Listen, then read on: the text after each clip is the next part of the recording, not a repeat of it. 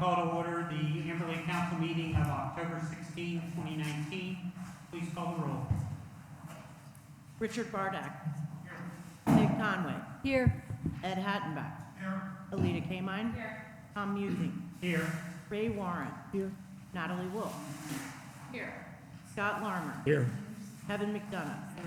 Chief Wallace. Here. Rick Peck. And if everyone could please rise and join me in the Pledge of Allegiance. I pledge allegiance to the flag of the United States of America and to the republic for which it stands, one nation, under God, indivisible, with liberty and justice for all. First item on the agenda this evening is the approval of our minutes from two meetings. First, the council work session of August 27, 2019. Those minutes were circulated to council members. Are there any changes or deletions or corrections to those minutes? Seeing none, we consider the minutes approved. Next is from our regularly scheduled meeting of September 9, 2019. Are there any changes to those minutes? Seeing none, we consider the minutes approved. Next item on the agenda is our financial report for August. Including your council packet is the UAN report, our monthly report of financial matters. It also is a memo that briefly summarizes items primarily related to the general fund. Talk a little bit about the earnings tax. The earnings tax collections for the month of August 2019 totaled $137,000. This is up about 26% from August 2018's collection of $109,000. The earnings tax collection estimate for 2019 is $2.7 million, of which we have collected 2.1 so far this year. Other revenue that the village has received, property tax. The village received a second half real estate property tax balance of a little over $93,000 in the month of August. The village received a check in the amount of $4,700 for the local government fund, and the total amount of revenue for the month of August was $369,000. So our total for the year is $3.9 million. Our estimate for the year was 4.9. So we collected about almost 80% of the revenue that had been estimated for 2019 regional fund. On the expense side, the month of August, our expenses were $271,000. We have spent, as of the end of August, $3.1 million. Our budget for 2019 is $5.2 million.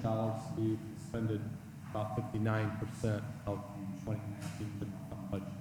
And that leaves us with an unencumbered general fund balance of $5.9 million. Are there any questions for the manager? If not, we have a citizen to speak. Amber Simpson, who is the new principal at Pleasant Ridge Montessori, was going to speak. She is still coming. She got stuck behind the accident and is in traffic. So at this point, we will go ahead with the presentation and the tabletop exercise, and then we'll come back to Amber when she gets here. After, but we won't interrupt anything that's going on. So we won't interrupt your presentation. Okay, Council, Mayor, I just want to explain how this all came together. Last year, late last year, we received a nice donation from Nemet Jerusalemi, and we decided that donation, we want to use it and make it in honor of her husband, Isaac, something for the police department, something we can use for training, and spend the money wisely. With the community we have, one thing that we're really struggling with justifying spending and doing was a tabletop simulation. And because of this donation, we were able to do this. Well, when we started to do this, Chris Fritz reached out to another resident, Gary Albers, who actually does model train displays and things and builds them. And you'll see the video today when Chris shows it. It's remarkable. So all you're looking at now is just an overhead aerial photo of the Wise Temple lot. but what Chris is going to go into it and kind of explain what we went through and things like that to get to where we are. I'll step over here. Jerry, you're more than welcome to step on up. You can be a part of this.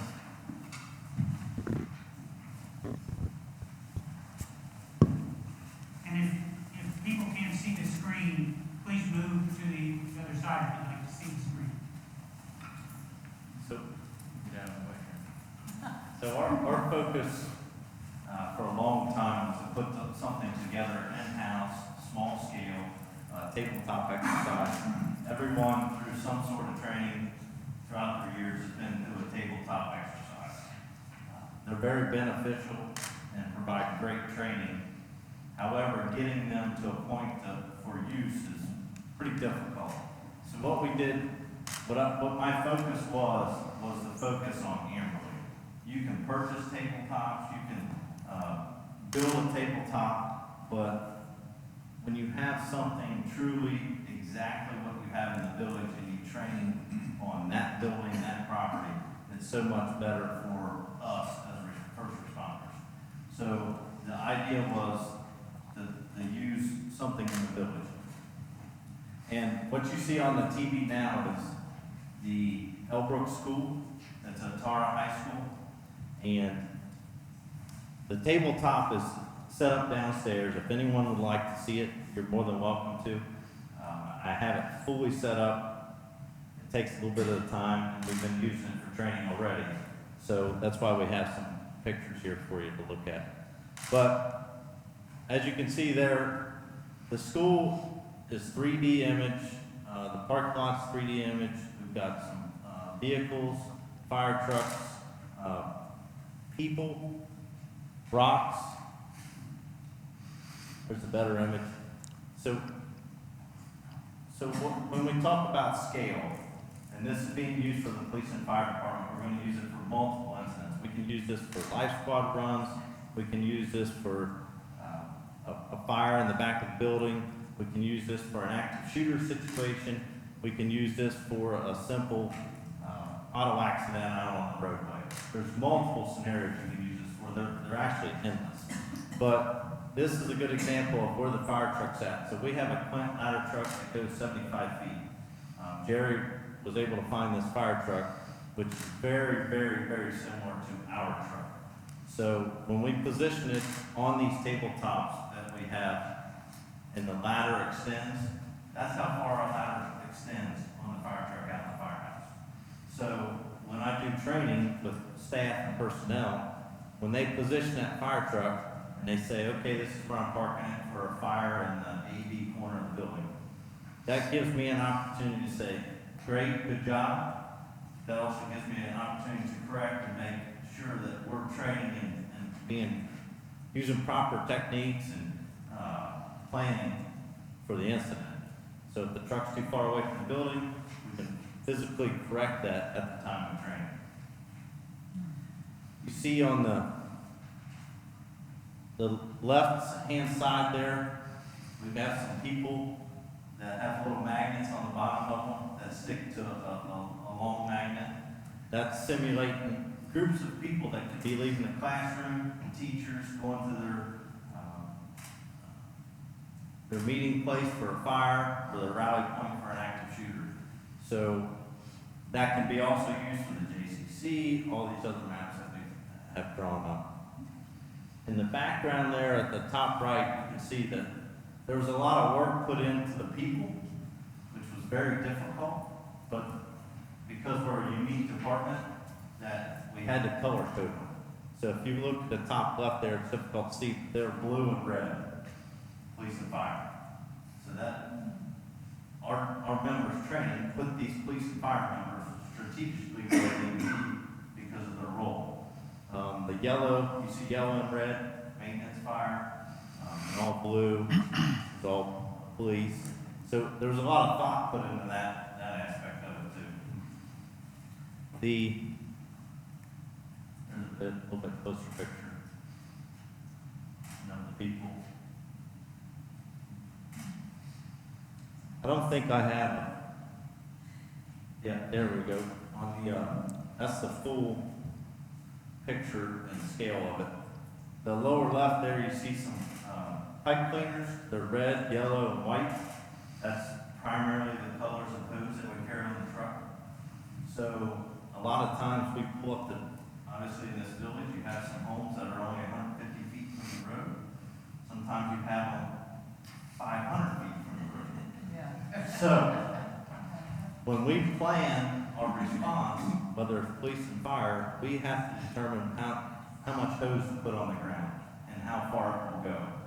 So those pipe cleaners are cut at exact lengths, scaled down to what we have on the trucks.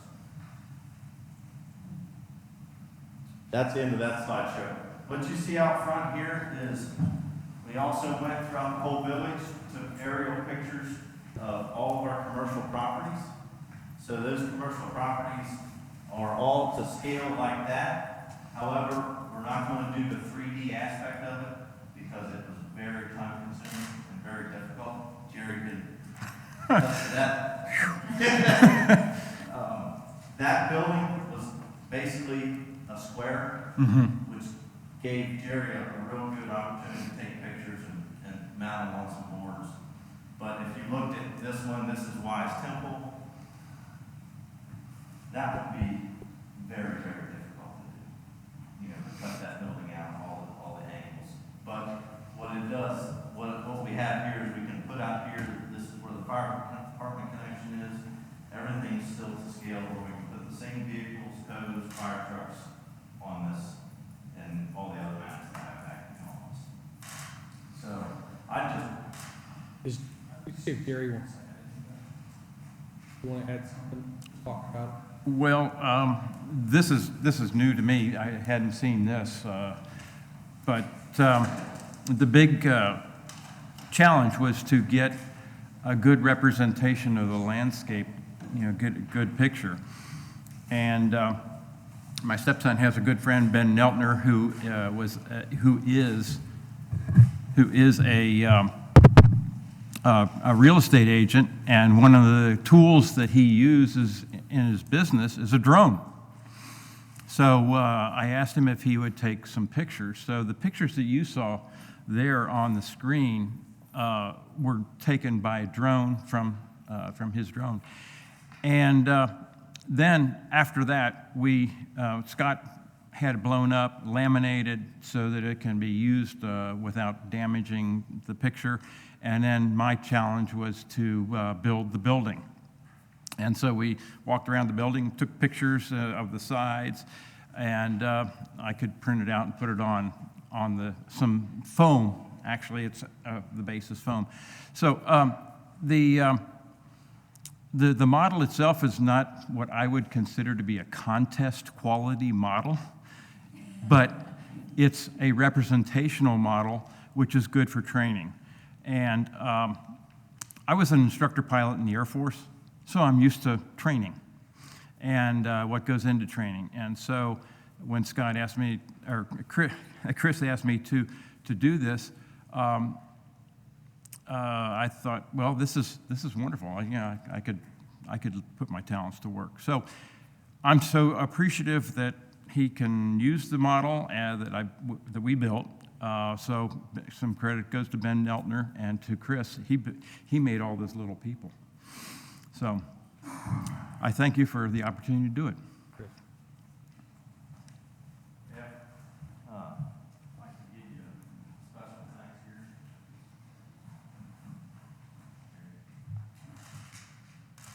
Thank you.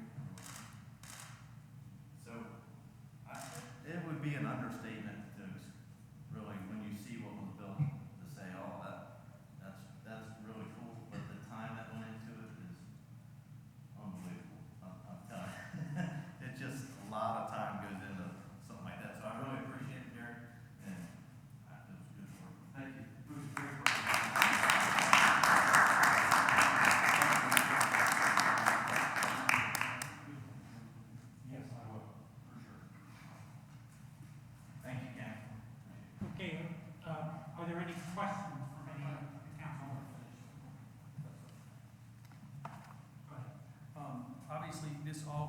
came together because of Nemet.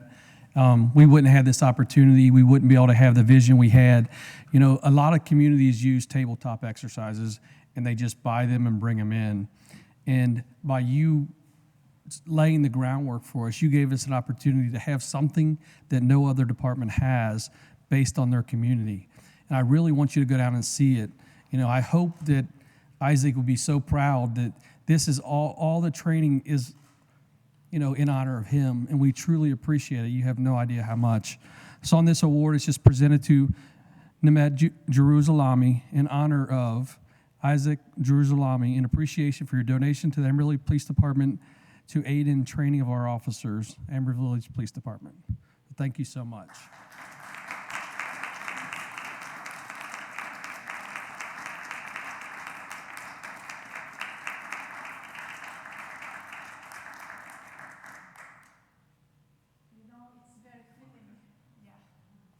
It's very fitting because my husband in his teaching used colors, red, green, and blue, to emphasize Hebrew letters to teach different Hebrew languages to his students. He would be very happy to see that you also are using colors to emphasize these things. Thank you. I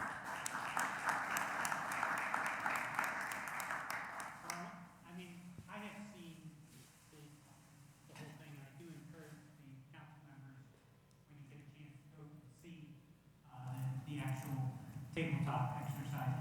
It is very impressive. So on behalf of the council, Amberley Village, I thank everyone involved, especially Nemet, for your generosity. In addition to the gift to the police, there was a gift to Amberley. We're still working on that, and hopefully Scott, I know, is working on exactly what we'll be doing, and so we'll have that in the future too. Your generosity is very much appreciated. Mayor, if I could just say one last thing. Chris Fritch put a lot of time and effort in this, and, you know, Chris and I went round and around a lot of different things, and, you know, most people don't realize that when you're a police and fire department, you know, we spend a lot of time training, but trying to train on both aspects. And, you know, when I became promoted to chief, I had to give my role up as training, and Chris stepped into that role. He does an outstanding job. Chris does our grant writing. So to take on another project, and the time that him and Jerry spent together is just, you know, far more than what anybody ever would know. You know, he's putting countless hours in, and coming in the next day, how he grew things up. And I really recommend that you guys see, like you said. So again, thanks to them. Thanks to his wife. Thank you.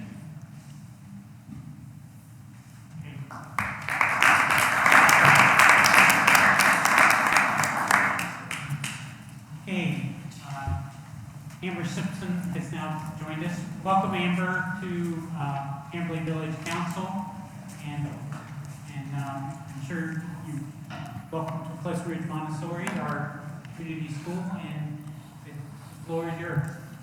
Well, thank you. Good evening, everyone. I apologize for being tardy. I am so honored to serve this community and the other communities that are serviced by Pleasant Ridge Montessori School.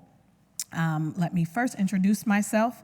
I've been with Cincinnati Public Schools for 20 years now, and most of my time as a teacher, I was a Montessori teacher, but I also had the great benefit of being a Montessori child, a Montessori student. I went through Cincinnati Public Schools as an elementary student and attended Sands Montessori, and that's really where I got my passion for learning and for teaching, and loved the method of Montessori. So I was extremely excited about the opportunity to serve at Pleasant Ridge Montessori School, to get back into Montessori. I've been a principal. This is my 6th year now as a principal in Cincinnati Public, and was previously serving at a neighborhood school in Over the Rhine. And so I bring both that neighborhood school experience as well as Montessori experience to Pleasant Ridge. And it's a beautiful place, and I'm sure you know that. And there's so much for us to do, and we are really working hard in serving a diverse community of learners. We have an amazing staff of teachers, and we have wonderful support from your council as well as the other community councils and our community members and parents. So it just really does my heart good to see all of the work, all the hands and hearts that are coming together to make sure that our children are successful.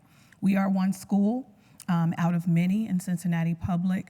However, we have specific goals to our school. And with those specific goals, I'm excited to work with Ms. Conway as our LSDMC chair. And we are working to identify where we want to go next, what we want to do, and making sure that we have the right tools and strategic plans in place to take us to that next level. And that's truly our goal. As a public school, we are open to every child that lives within our neighborhood boundary. So we don't select. We are serving all of the children and their diverse needs that they come with. Some of our children have experienced trauma. Some of them have been in 3 and 4 different schools, and they're only in the 4th grade. So it's amazing to see how the staff embraces that and how we utilize the resources that are accessible to us to support those students. And every day is not as successful as we want it to be. However, we find the wins in every day. And that's a goal that I have set for my staff. Let's find the wins in every day, because every day we've made a difference in a child's life. So I'm just really excited to be here and to serve this community.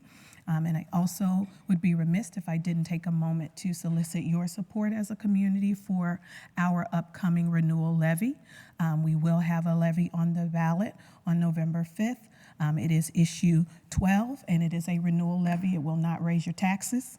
That's first and foremost. It is to help us to continue the work that we are doing.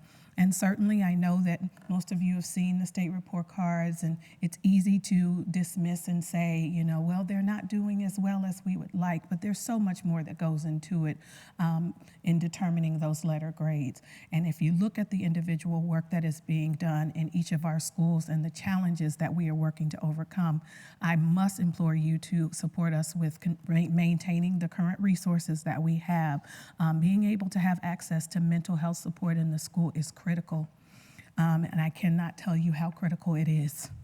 Many of our students, as I mentioned earlier, have experienced high levels of trauma within their life experiences, and these are young children, and that comes out in a multitude of ways. So being able to give them that on-site support so that they can focus on learning is so important.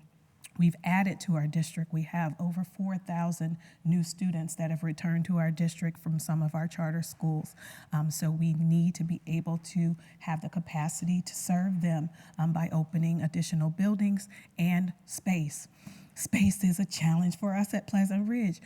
We are at 110% of our attendance capacity. And it's wonderful that we have such popularity, but also we want to make sure that we're able to adequately serve the children that we have in our building, and that we're able to staff our building appropriately. So we are working through that as an LSDMC to overcome that challenge, but we do need the support of the community in coming out in support of our levy so that we can continue and maintain our resources. We are really looking at our 3rd grade students. We are getting ready in the next 2 weeks to take our fall state test, which gives our students their first opportunity to show proficiency according to the Ohio 3rd grade reading guarantee. So they have 2 opportunities. We take it in the fall, and they take it again in the spring. So we are really working to get most of our 3rd graders to show proficiency in the fall, but we also will use that data that we get back as a result of the fall test to support us with increasing our success in the spring. So all of the resources that we use come through the way our schools are funded through our tax levies. So we're just asking that you support us with helping to maintain that support. I do have a fact sheet that I will leave in the back if you want to take that with you, just to review it, because I know that we're all wanting to be informed and we want to know where our money is going, how it's being spent. I know that's important to me, so I know it's important to you. But most importantly, I'm here to serve. I'm not here to just talk to you about a levy. I will be around often. I love to be a part of our community councils. I live in Gulf Manor, so I'm a part of this community, and so I'm just really happy to be here. So please know that you can call on me at any time if there's anything that I can do, or if there's any support from me that you need, or if I can seek support from you, I would appreciate it. Thank you. Any questions for me? Well, thank you so much for your time. I really look forward to working with you. Well, Principal Simpson, thanks so much for coming in, and you're welcome anytime to come back. I think generally we have the principal come in at least once a year, and feel free to come anytime and update us on anything we can do to help, or anything. So thank you very much. Thank you also very much.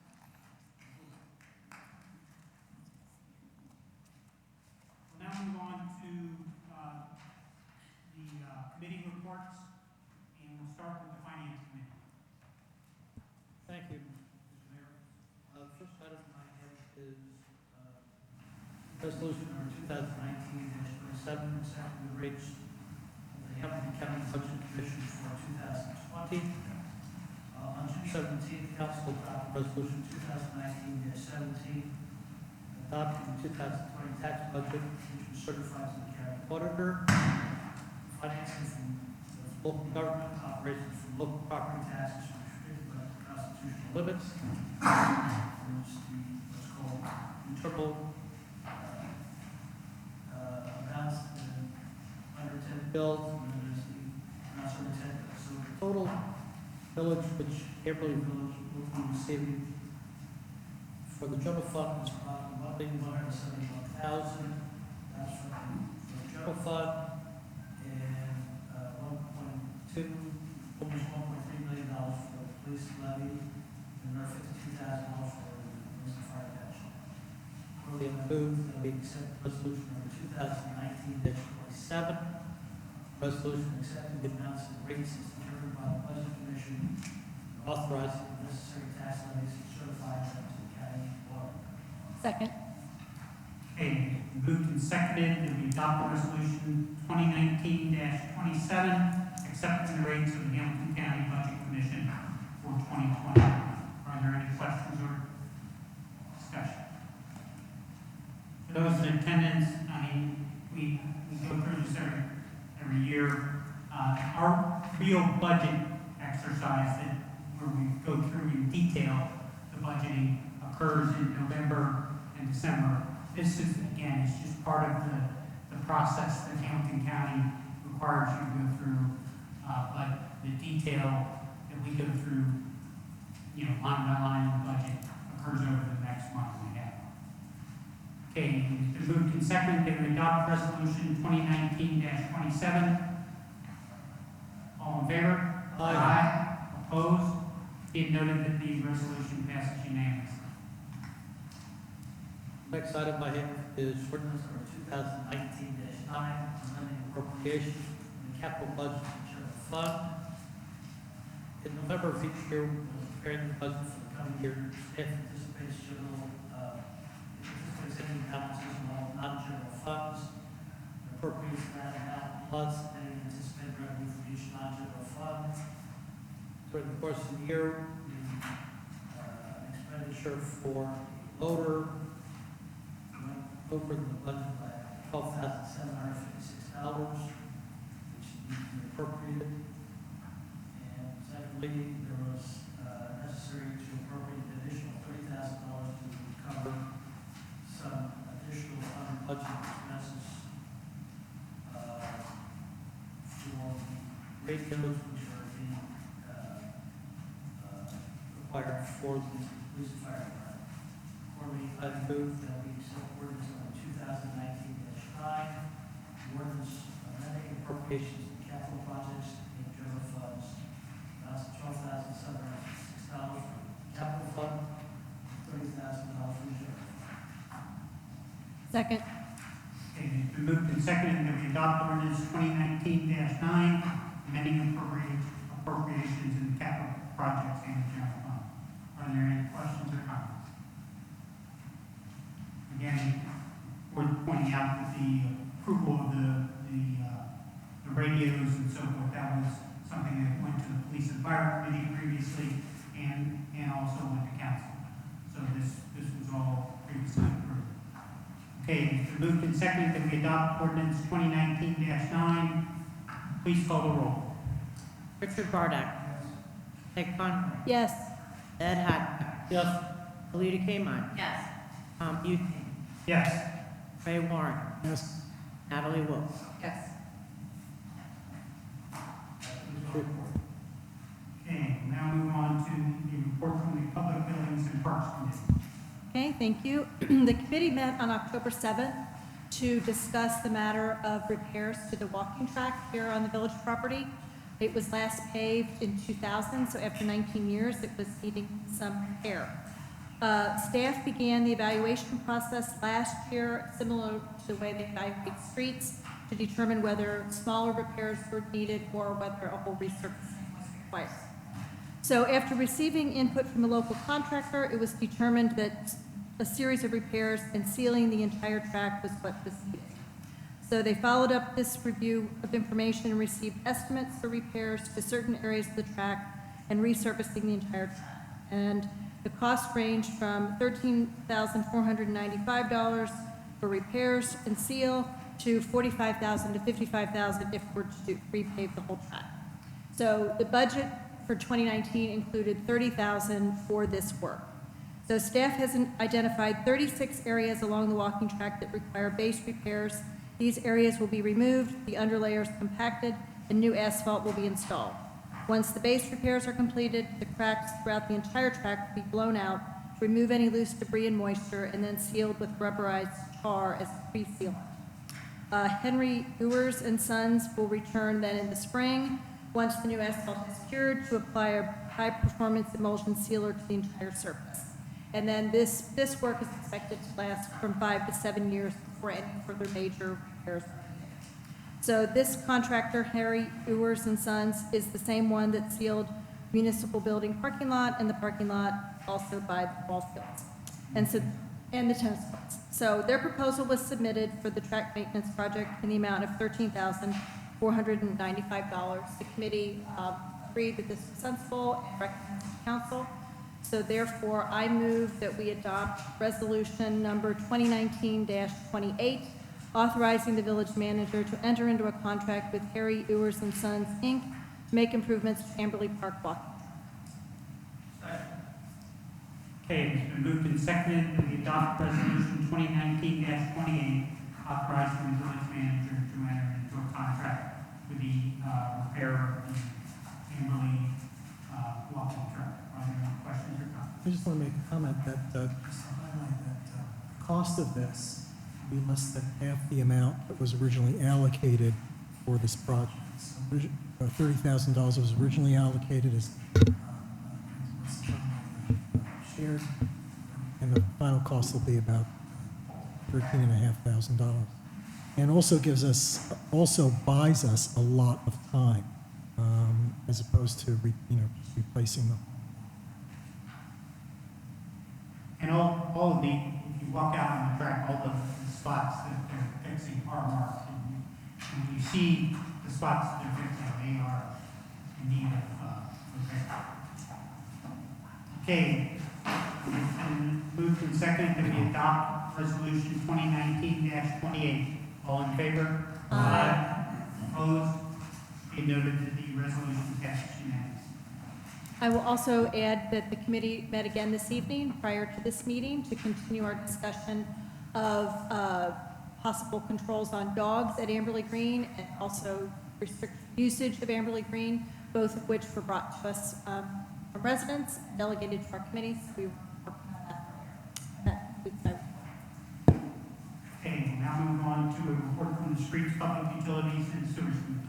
Thank you. The Streets Committee met on September 19th, and one agenda item before you, that's resolution 2019-29, authorizing the village manager to pursue the Ohio Public Works Commission grant for reconstruction of North Progress Drive. This will be the 5th year the village is seeking grant funding for road repair work on Farmcrest. As we've reported numerous times, the worst streets in the village include Farmcrest, that's north and south Farmcrest area, includes the Kincaid Avenue connector, and Farm Acres Drive. And these two streets have a concrete base, which makes repair quite expensive. Estimates for the Farmcrest project are upwards of $1.6 million. In previous grant applications, the village has increased the share of the project in the hopes it would improve our chances for funding. We haven't been successful to date, as I wouldn't be sharing this resolution. The same strategy continues. So the village would like to apply for a $360,000 grant from the Ohio Public Works Commission for North Farmcrest, which represents about half the cost of the street repair. As part of the, well, it's not part of the resolution, it was discussed at our committee, the village will also be applying for a $71,000 grant from the local municipal fund, which we contribute to, for Kincaid repair. And this represents about a third of the total cost. So if we're successful, next year we would again apply to the Ohio Public Works Commission for South Farmcrest and Kincaid. If we are successful, the village has 5 years to appropriate any awarded grants. So again, before you is Resolution 2019-29, which allows the village to pursue an Ohio Public Works Commission grant for reconstruction of North Farmcrest. I think you covered it extremely well. Second? Okay, it's been moved and seconded that we adopt resolution 2019-29, which authorizes the village manager to prepare and submit an application to participate in the Ohio Public Works Commission capital improvement program. Are there any questions or comments? I've been on council for every year that we've submitted this grant. I have to say that, for the sake of the quietness, I really hope we get this, because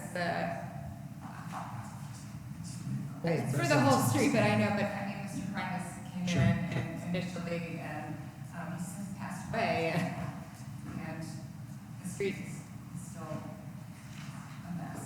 And to be clear, I mean, the committee, and particularly Scott, village manager, is, I mean, we're looking at other ways, in case we don't get this. Are there other ways we can be creative in terms of using our funds to repair the streets? I mean, these streets, I mean, everyone acknowledges needs repair.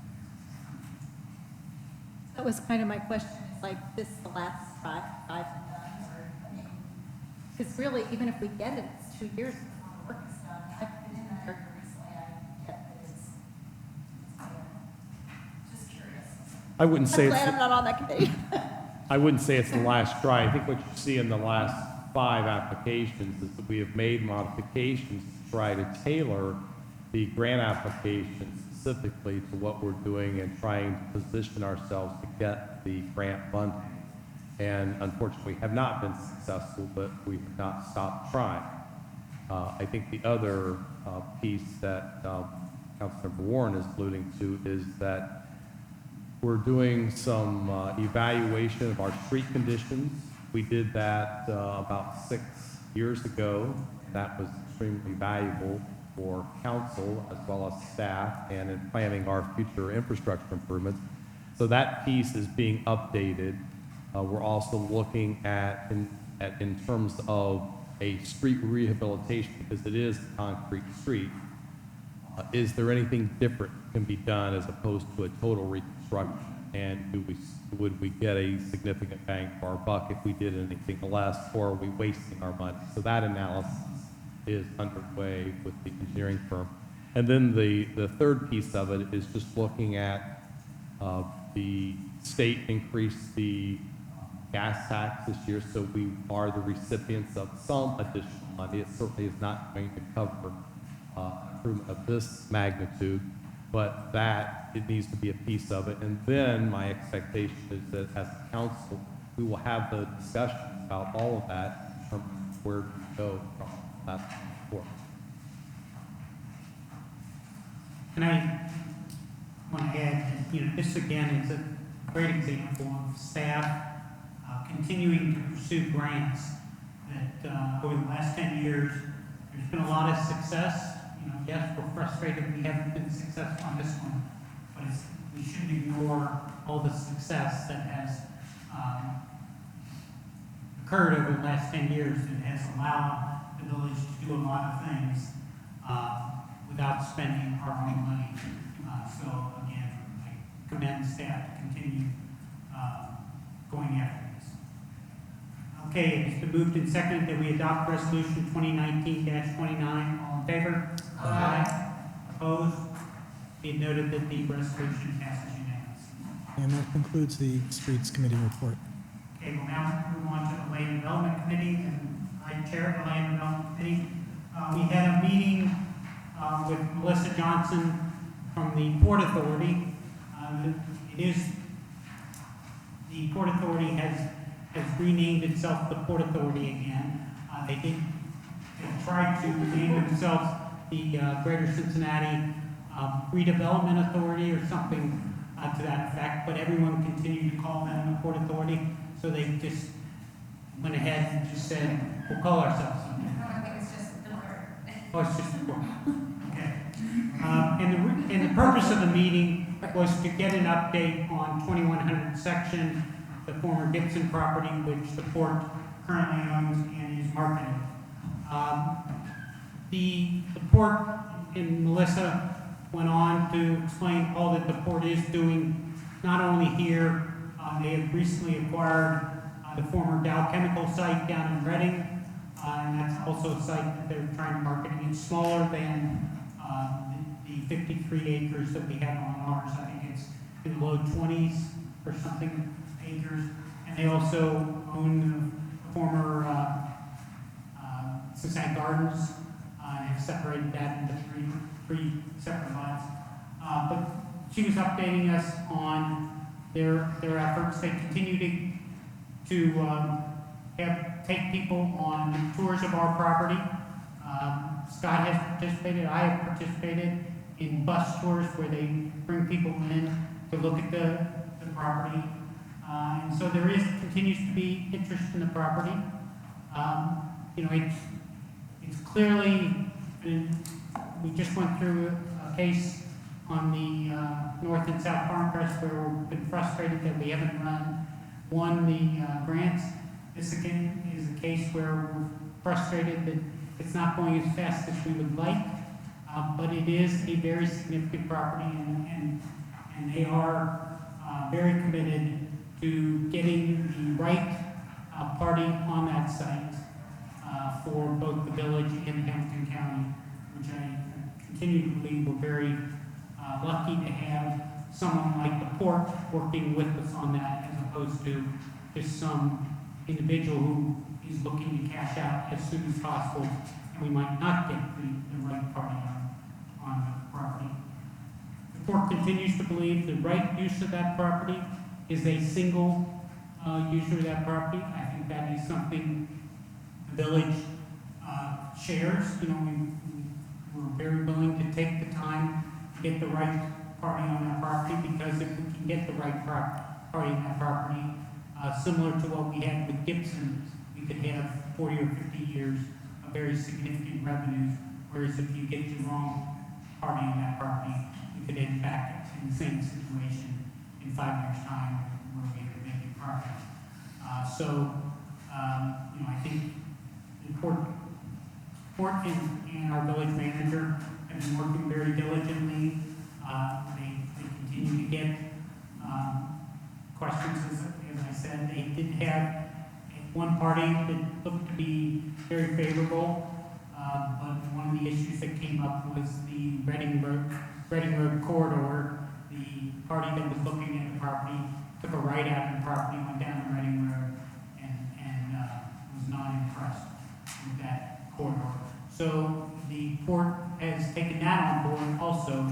That has been something that, again, the village manager has been very active on the last couple of years. There is a working group that meets monthly on the Reading Road corridor that's made up of representatives from Amberley Village, Cincinnati, Sycamore Township, Gulf Manor, and Hamilton County, and Reading.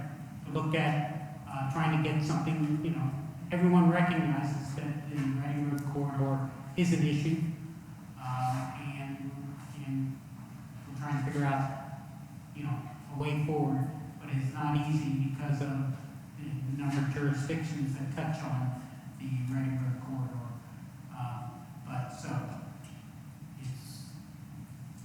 It was a good meeting, and I think most council members did attend. The other meeting we had over the past month, Scott and I again met with Mark Fisher, John Silverman, and Marty Hine from the JCC. And the purpose of that meeting was to continue to try to get better clarity and to respond to resident concerns that came out of our open houses. The JCC is still working on their plans, both for what they would like to do at the green as well as what they want to do down at the existing JCC campus as far as expansion down there. They are continuing to look at what they're going to spend and so forth. So, I think probably in the next month or 6 weeks, we'll be to a point where we can come back to council in a work session to kind of respond to some of those concerns. One thing I found very interesting in the meeting is with the additional things that they want to do, especially down at the existing campus. They are looking at the additional tax revenues that would be available to the village of probably $125,000 from all the people that they would be hiring for the additional programs, as well as the additional people that they would be hiring for the summer camp and other facilities. So it is a very significant amount of potential revenue to the village, which is very important. Questions? Thank you. I just wanted to go back to the 2100 section thing. Just to reiterate, you said this already, but I think the number one question I usually get from residents about this is, has there been any interest at all? And you articulated we had one very, very, very serious fight, and we were also the property, the finalist in another very significant bid. So yes, we're being patient, but yes, we're at the table on all of this going well. The other thing I wanted to mention, I believe the presentation that Melissa gave was very thorough and very good and very interesting, very informative. I think it's online on our website. Is that correct? Yes. Okay. So if people are particularly interested in looking at that, I encourage folks to go check that out. It's a very interesting and good presentation from the court. Just one other thought. The presentation, I believe, there's a new commercial manager for the property. A new broker. A new broker. Yeah. That seems to have considerably more experience dealing with that property. Yeah, I think the new broker was retained, 3 months ago.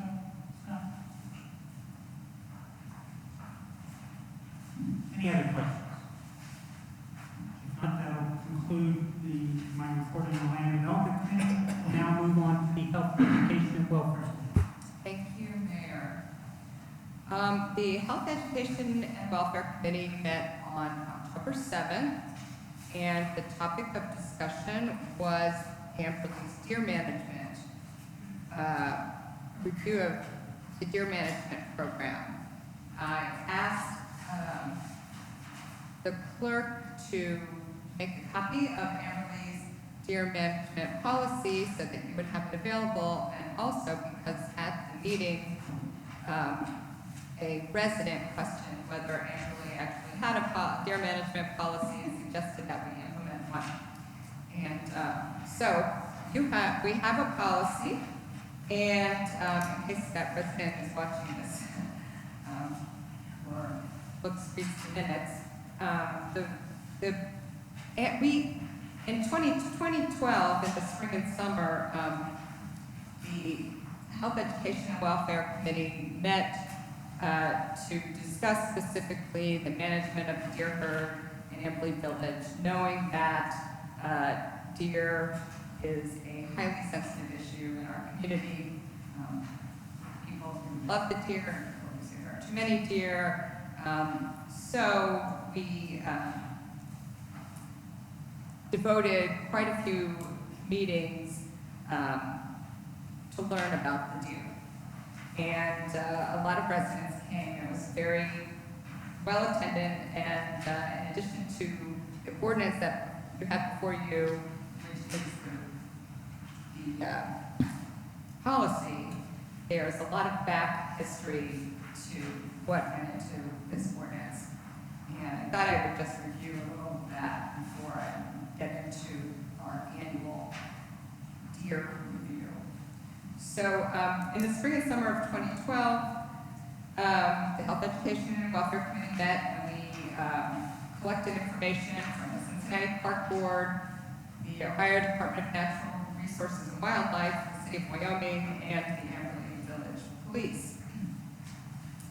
I think we developed the policy with the idea that the ODNR suggested the responsibility of government, which is us, is to balance both the cultural and environmental impact of having an ever-growing deer herd.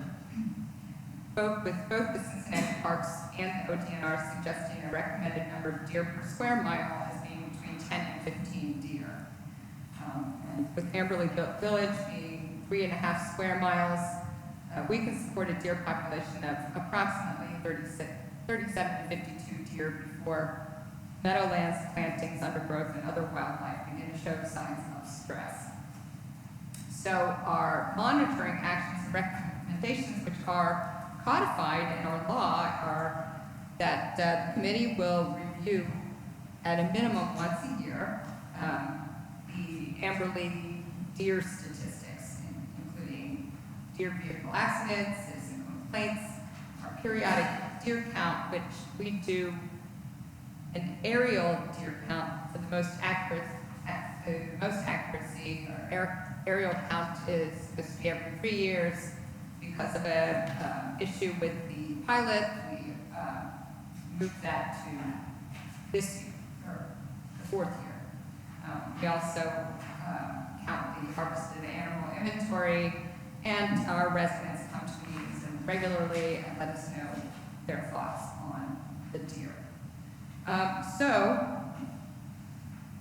And also, as a result of our reviewing every year the deer policy, 2 years ago we were able to implement a pilot bow hunting program with our own Amberley Police as the bow sharpshooting, and that was very well received, and so we expanded the program last year, and I think you'll see that was very successful.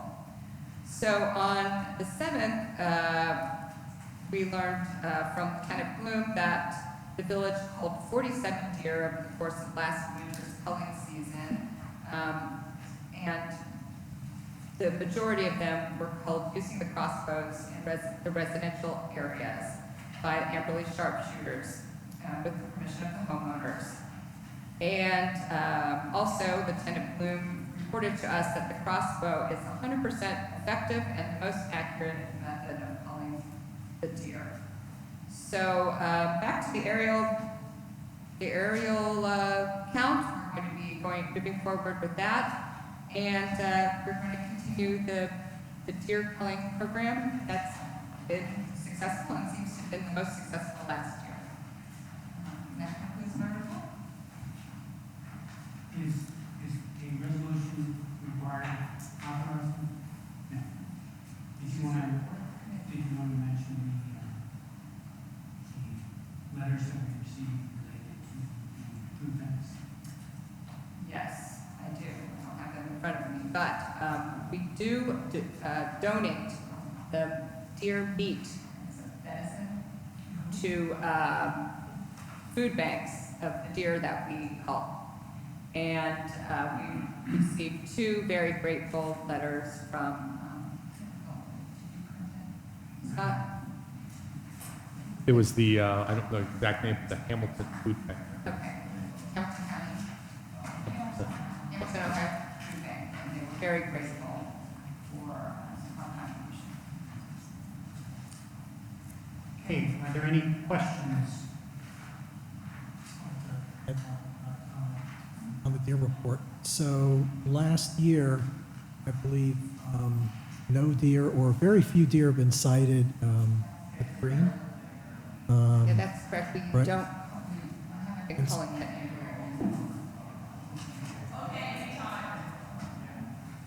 Drawn to us. Okay. We're going to move on to the manager.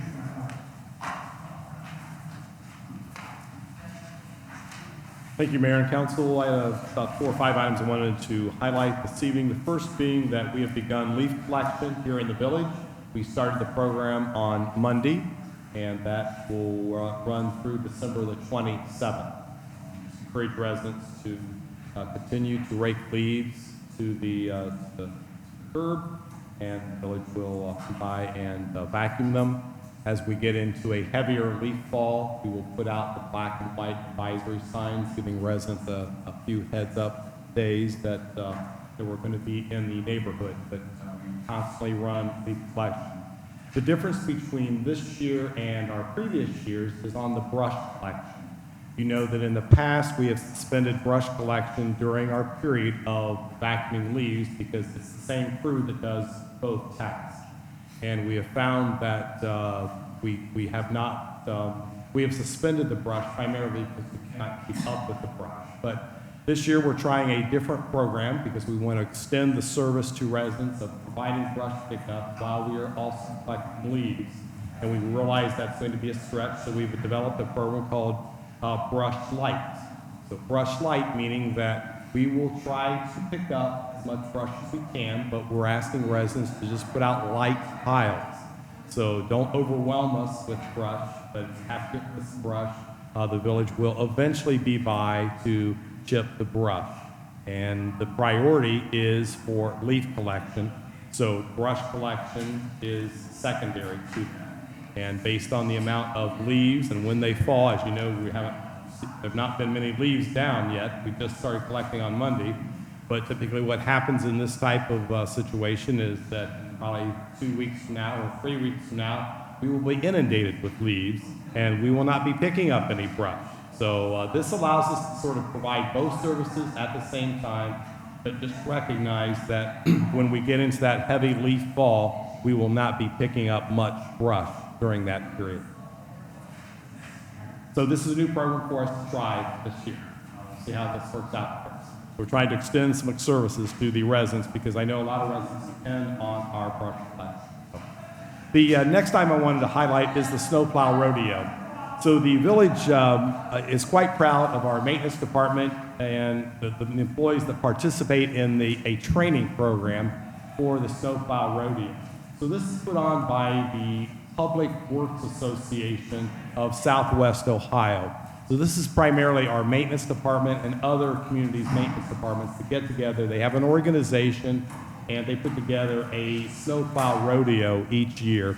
And this is an opportunity to test your skills, to test your driving skills, to see if you avoid certain obstacles like we would have had. There would have been something out close to the street resembling a mailbox, or there may have been a pedestrian out on the street. This is an opportunity for us to gauge how well our employees compete in that kind of environment because it's also timed, so you're expected to move through the course at a certain speed and maintain a safe speed and also not hit any of the obstacles that have been preset.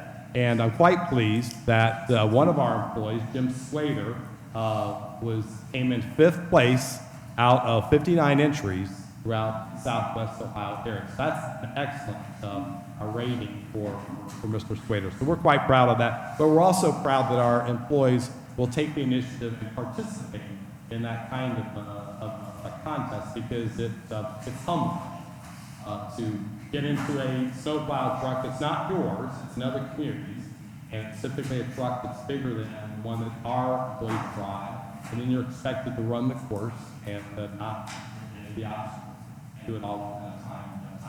So we're quite proud that they take advantage of that.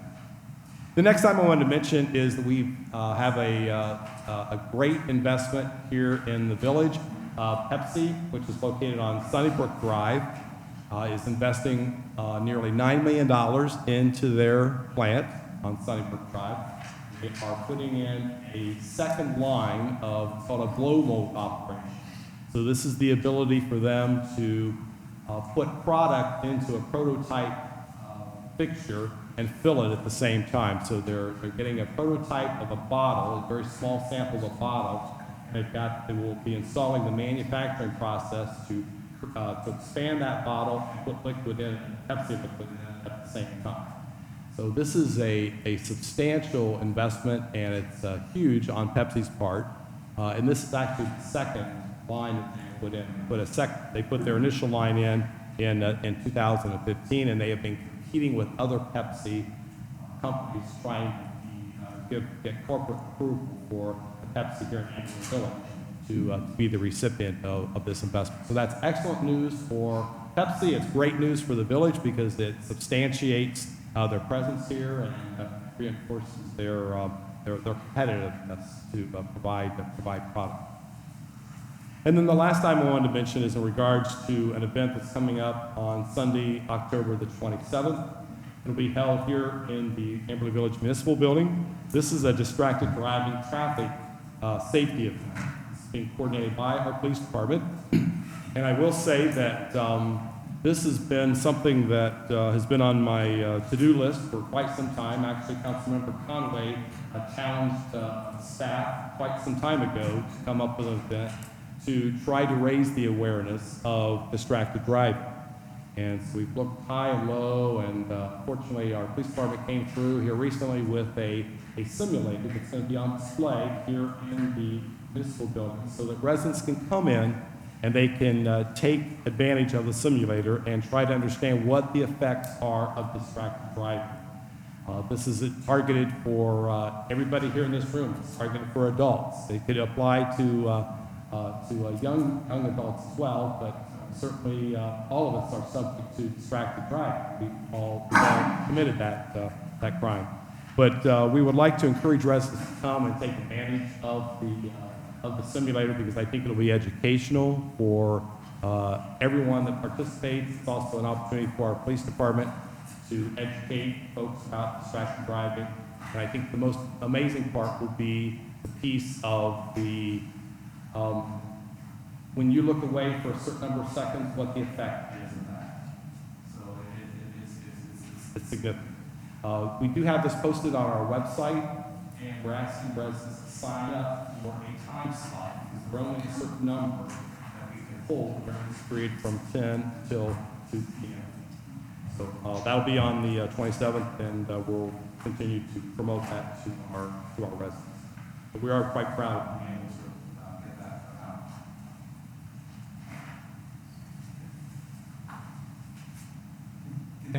That does. Okay. Are there any questions? The simulator is here for 1 day. It is here for 1 day, yes. We are borrowing this from Colerain County. It's on loan for us today.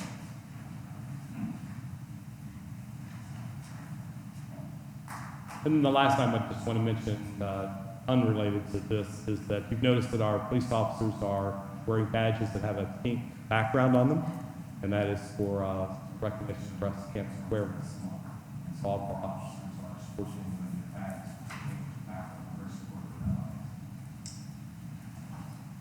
Any other questions?